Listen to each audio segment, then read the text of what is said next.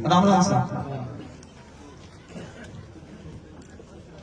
आज गांव बोला है मैं इस चुनावी सभा में मंच पर उपस्थित हमारे भारतीय जनता पार्टी के उम्मीदवार जिनको आप बग्गी में बिठा कर लाए, पिछले गांव में घोड़ी पे बिठा कर लाए, ऐसे हमारे बीच इस गांव रेवती डांगा जी, हमारे बीच में किसान आयोग के चेयरमैन जिन्होंने अभी अपना उद्बोधन दिया, आदरणीय सी आर चौधरी साहब, हमारे बीच में मारवाड़ जंक्शन से विधायक केसराम चौधरी साहब पर आ रहे हैं, उनका भी स्वागत है।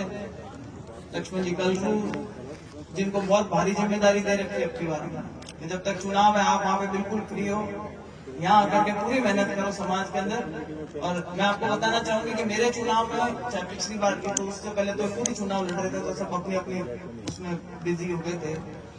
बहुत मेहनती और मुझे पूरा विश्वास है कि अच्छा समाज में जुड़ करके काम करेंगे। हमारे जिला अध्यक्ष जी आदरणीय साखला साहब, करंटदार भाषण देने वाले और हिमसर के प्रधान प्रतिनिधि होंगे प्रधान चाल जाए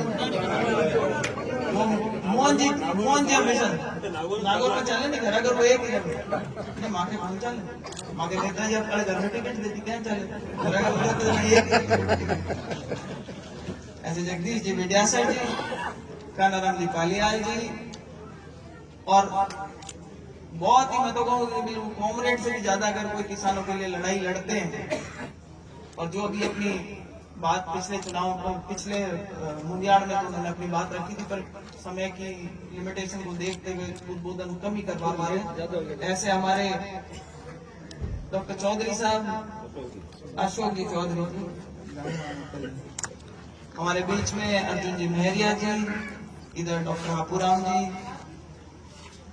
पूरे माली समाज के अध्यक्ष, और इतने गेट बनवा दिए उन्होंने कि कभी खुदाई होगी ना तो पता चलेगा लोगों को, मोहनजोदड़ो की खुदाई में भी कोई नहीं करता। ऐसे हमारे कृपाराम देवड़ा जी, मोटा भगवान है वही। हाँ मैं देख कहीं का कोई राजा हो कहीं हो गई खुदाई करे हल्ला भाटा मत नाम लिखी हो कृपाराम जी देवड़ा, राजू जी जांगीर जी, हमारे नागौर के पूर्व प्रधान ओम जी सेन साहब, हमारी युवा शक्ति अरविंद जी जाजड़ा जी, सभी सरपंचगण और सम्मानित मंच कोई रह गए हो तो भाई मेरे सामने उपस्थित सभी गांव के बड़े बुजुर्गों, नौजवान साथियों, देखो पिछले चुनाव में और इस चुनाव में बहुत अंतर है। सब उस चुनाव को ऐसे आंक रहे हैं कि पिछले चुनाव में रेवत जी 2000 वोटों से हार गए थे, और उस माहौल में और आज के माहौल में रात और दिन का अंतर है। सामने वाले नेताजी ने कह दिया था 78 कैंडिडेट मैदान में उतारे थे और बोला कम से कम मेरी 18-20 सीटें आएगी, और चाहे राज कांग्रेस का बने और चाहे बीजेपी का बने, पूंजी हमारे हाथ में रहेगी कि हमारे जो 18-20 विधायक आएंगे वो किसको समर्थन देंगे, सरकार उनकी बनेगी। तो माँ का भी बोला है डर लागा 18-20 का तो पता नहीं, एक सीट आई और वो खींच सकी है, उस चक्कर के अंदर ये 2000 से सकी, थोड़ा ही फर्क रहा था वास्तव। हाँ अब वापिस मौका आया, ये तो 5 साल के हिसाब से तैयारी कर रहे थे, इतना घूम रहे थे सब जगह पे, चाहे कोई मकान हो, शादी ब्याह हो, किसी का सुख हो और दुख हो। रेवत जी की सबसे बड़ी खासियत है कि रेवत जी पब्लिक से बहुत जुड़ाव रखते हैं, और लोगों की इस बार भावना थी कि रेवत जी को दोबारा टिकट मिलनी चाहिए। भारतीय जनता पार्टी आपकी उम्मीदों पर खरी उतरी और अब अपना टीम बनी। नेताजी ने तो पहले भी कह दिया था, बोले मैं तो ऐश्वर्या राय हूँ, मेरे तो कांग्रेस और बीजेपी दोनों ही पीछे पड़ी रहती, क्या और गठबंधन करो। मैं क्यों अक्कड़े महाकाली आ गया, ऐश्वर्या राय बूढ़ी हुई कि अक्कड़े ना कांग्रेस गठबंधन करी ना बीजेपी करी। फिर बोले भाषण दे रहे थे, जब मैंने बताया था कि जहर का घूंट पीना पड़ेगा तो सबने देखा कि भाई क्या पिएंगे इस बार, क्या करने वाले हैं सकरामात। पता चला कि बींगनी को अपनी बहू को वोट देना था घर में, उसको कहते थे जहर का घूंट पीना पड़ा, और पिलाया किसको जहर का घूंट, जिन्होंने बाद में बोला भी भाषण में कि भाई जहर का घूंट पी करके तो महादेव बने थे। तो भाई वो तो महादेव बने थे, उन्हें विश्व के कल्याण के लिए जहर का घूंट उस टाइम पे पी करके नीलकंठ बने थे, आपको तो नाल दी गई। बातें सब पब्लिक समझती है। इस बार चुनाव सिर्फ इस चीज का फैसला करेगा कि भाई खींवसर की जनता क्या तय करेगी। देखो सरकार का फैसला उस टाइम हो रहा था, आज वो फैसला नहीं हो रहा। आज सरकार बन गई है, भारतीय जनता पार्टी का राज है, सरकार अपनी बन चुकी है। और आपके नामांकन में कितने बड़े बड़े नेता आए, इतने सारे मंत्री आए, वो सिर्फ आपको ये आश्वासन देने के लिए आए थे कि अगर रेवड़ नांगा जी को आप ताकत देकर के भेजते हो तो हमारी ताकत उनके पीछे रहेगी, आपके काम कराने में हम पीछे नहीं रहेंगे। सिर्फ ये विश्वास दिलाने के लिए इतने सारे नेता, मुख्यमंत्री जी, प्रदेश अध्यक्ष जी, खूब सारे मंत्री साथ में। तो भाई ये फैसला जनता को करना है कि सरकार तो बनी हुई है, आने वाले 4.25 सालों में हम क्या चाहते हैं। क्या हम चाहते हैं कि यहाँ पे खिरसर का विकास हो, हमारे जो गांव के अंदर जो बैठे हुए लोग हैं उनकी बात सरकार के कानों तक पहुंचे, क्योंकि जो जिसको जिता करके आप भेजते हो वो आपके वकील का काम करता है, आपकी पैरवाई करता है जाकर। और मुझे नहीं लगता कि रेवड़ नांगा जी से ज्यादा कोई मजबूत कैंडिडेट इसमें हो सकता था। आज आपके बीच में सब लोग, इस बात से बहुत अच्छा माहौल है। जहाँ कहीं जाते हैं, जितने फोन आ रहे हैं सब जगह पर। मैं 2-3 बात और कहना चाहूंगा। क्या होता है कि जब दुष्प्रचार करना शुरू करते हैं तो बोलते हैं कि साहब चुनाव में अगर जीत गए तो श्रेय कौन ले जाएगा।